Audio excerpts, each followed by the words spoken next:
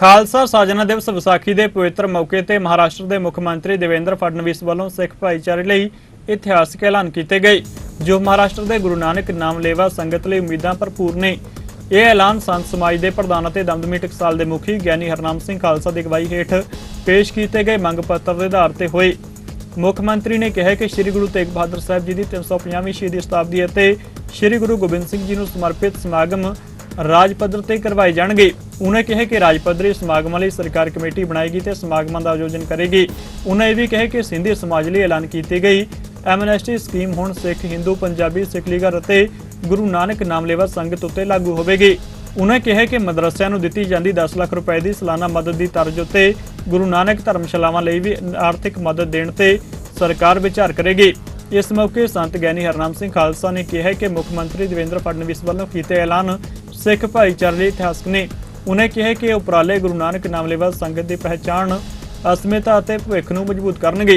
पंजाबी साहित्य अकादमी के कार्यकारी प्रधान बालमलकीत सिंह ने कहा कि मुख्यमंत्री ने साडे मुद्दे नूं जिस तेजी और संवेदनशीलता दे नाल स्वीकार किया है, ये उन्हां दी सार्थक और सभ्याचारक सोच नूं दर्शाउंदा है। उन्हां मुख्यमंत्री के फैसलों का तहे दिलों धन्नवाद किया। इस मौके ते माणयोग मंत्री गणेश नायक, विधायक प्रशांत ठाकुर, वंदना भाई महात्रे, नवी मुंबई के मेयर संजीव नायक और मुंबई ते नवी मुंबई गुरुद्वारा कमेटियां के अधिकारी ते होर प्रमुख शख्सियतां मौजूद सन। इस मौके नवी मुंबई गुरुद्वारा सुप्रीम कौंसल के प्रधान जसपाल सिंह सिद्धू, घट गिणती आयोग के member Charandeep Singh happy, Sikh coordination committee के संयोजक रमेश्वर नायक, सिख भाईचारे के सीनियर लीडर सरबजीत सिंह संधू भी मौजूद सन।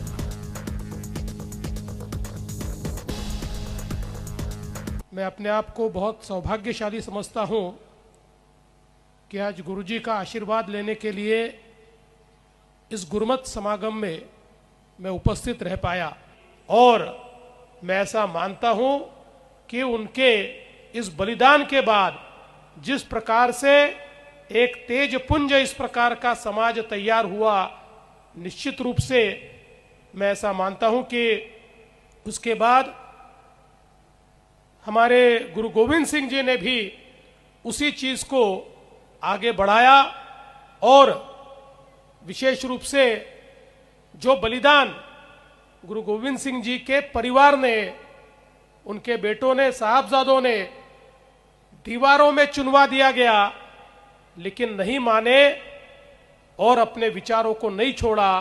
ये जो एक शहादत का इतिहास हमारी सिख कौम ने हमारे सामने रखा है और कोई भी गुरु खुद के लिए नहीं लड़े तो समाज के लिए, देश के लिए लड़े। ये जो एक आदर्श हमारे सामने हमारे गुरुओं ने रखा है, इस आदर्श को आने वाली पीढ़ियों तक पहुंचाने का काम हम सबको मिलकर करना है।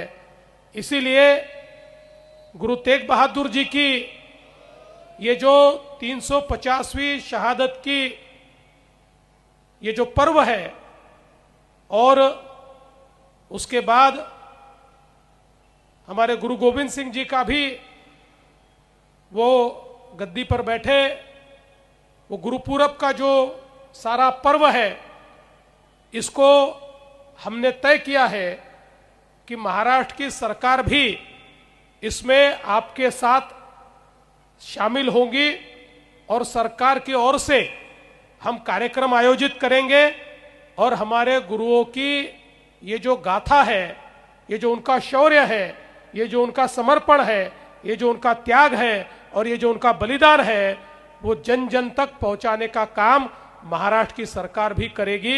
ये भी हमने तय किया है।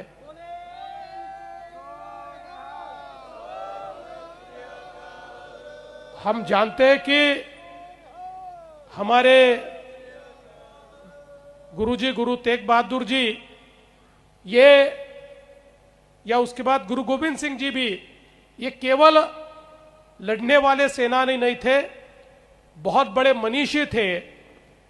कितने ही उन्होंने अलग अलग प्रकार के नाटक लिखे, किताबें लिखी, अलग अलग प्रकार से जो रस है उनको लिखा। हमारे गुरु ग्रंथ साहिब में हम उसको पढ़ सकते हैं। ये सारे जो उनके विचार हैं, ये विचार आने वाली पीढ़ियों तक पहुंचाने का काम हम सब लोगों को मिलकर करना है। और मैं ऐसा मानता हूं कि जो हमारी पंजाबी साहित्य अकादमी जिसकी हमने फिर से पुनर्रचना की है, इस बात को वो आगे ले जाएगी और निश्चित रूप से सभी समाज तक ये विचार पहुंचाने का काम वो करेंगे। हमारे बाबा जी ने यहाँ पर कुछ अपेक्षाएं भी व्यक्त की है। विशेष रूप से मुझे इस बात की खुशी है कि जो 11 लोगों की हमने कमेटी तैयार की थी, वो कमेटी बहुत अच्छा काम कर रही है और उस कमेटी के कारण आज हमारे सिख समाज में और सरकार के बीच सीधा संवाद शुरू हो चुका है।